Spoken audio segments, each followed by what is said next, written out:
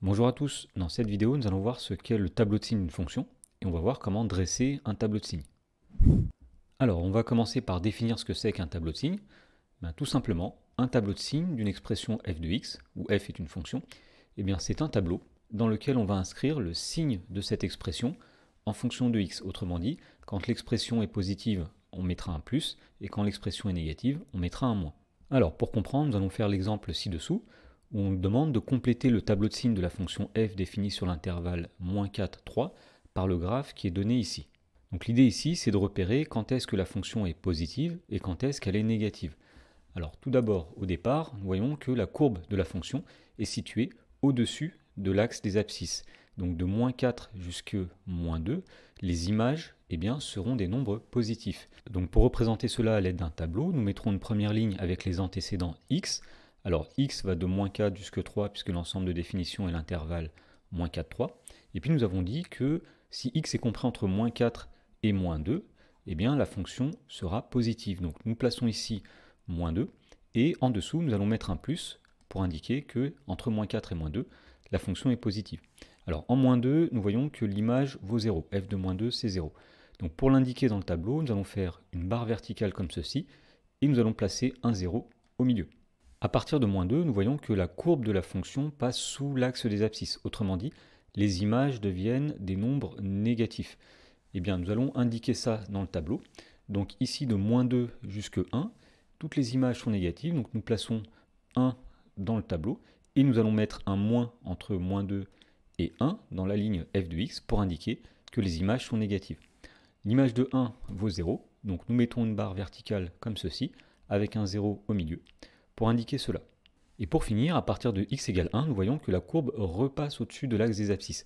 Autrement dit, les images redeviennent positives. Donc pour indiquer cela, nous allons mettre tout simplement un plus dans la ligne f de x qui correspond ici à des x compris entre 1 et 3.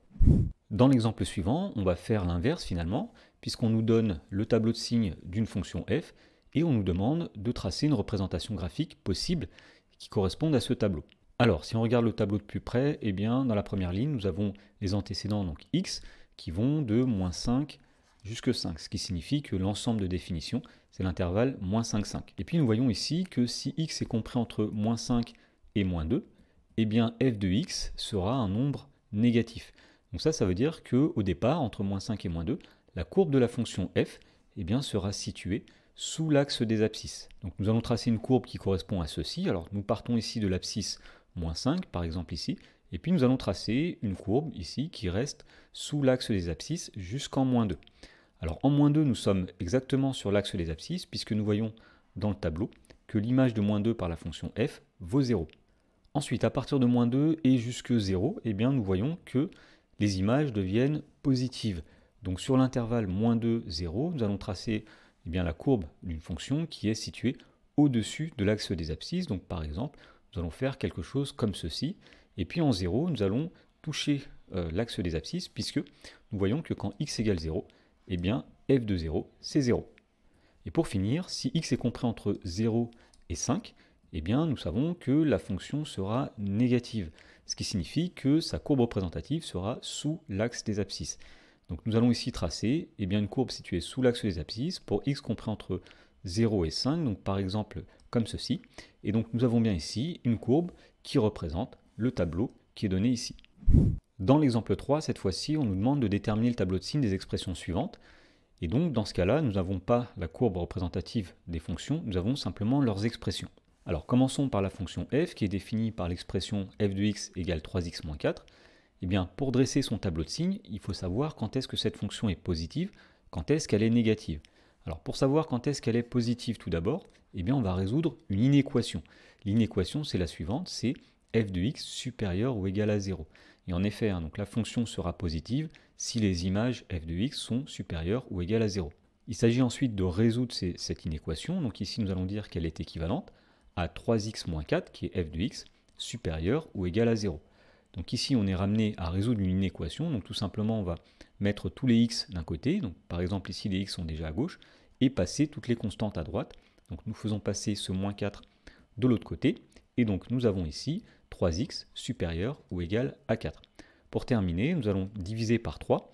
Alors comme 3 est un nombre positif, nous n'allons pas changer le sens des inégalités. Et on trouve que x est supérieur ou égal à 4 tiers.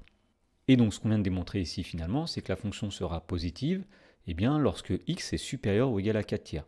Donc nous allons faire apparaître cette information dans un tableau. Dans la première ligne, nous mettons les antécédents x. Alors les fonctions sont définies de moins l'infini à plus l'infini, c'est-à-dire sur grand R. Et dans la deuxième ligne, nous allons mettre l'expression f de x. Donc on résume, on a dit que l'expression f de x sera positive, quand x est supérieur ou égal à 4 tiers.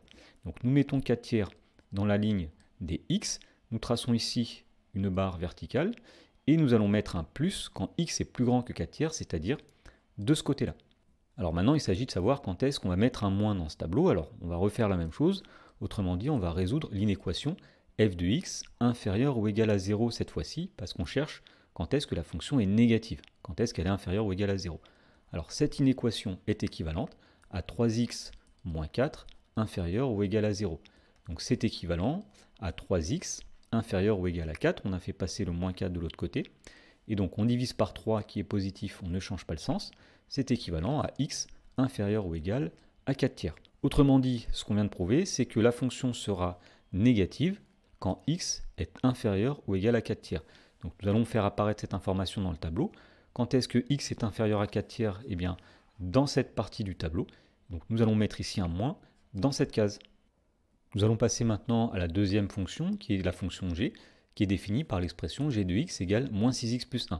Donc même chose que tout à l'heure, ici nous allons tout d'abord chercher quand est-ce que cette fonction-là est positive pour savoir quand est-ce qu'on mettra un plus dans le tableau.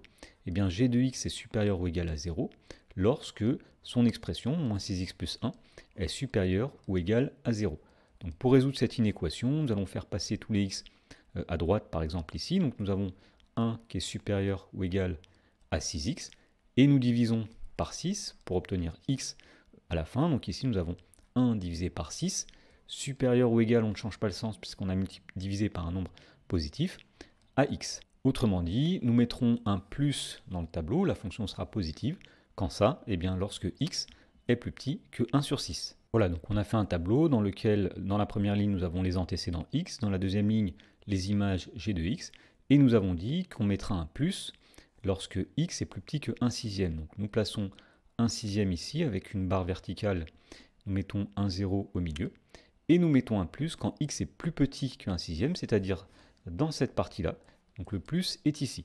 En fait, puisque nous avons raisonné par équivalence, si g de x est positif, si et seulement si x est plus petit qu'un sixième, eh bien nous aurons un moins lorsque x est plus grand que 1 sixième. Et pour s'en assurer, on peut tout de même résoudre l'inéquation g de x inférieur ou égal à 0. Alors, elle est équivalente à moins 6x plus 1 inférieur ou égal à 0, c'est-à-dire 1 inférieur ou égal à 6x, et en divisant par 6, nous trouvons ici que 1 sixième est plus petit que x. Donc effectivement, la fonction sera négative, on mettra un moins, lorsque x est plus grand que 1 sixième. C'est ce qu'on a fait ici.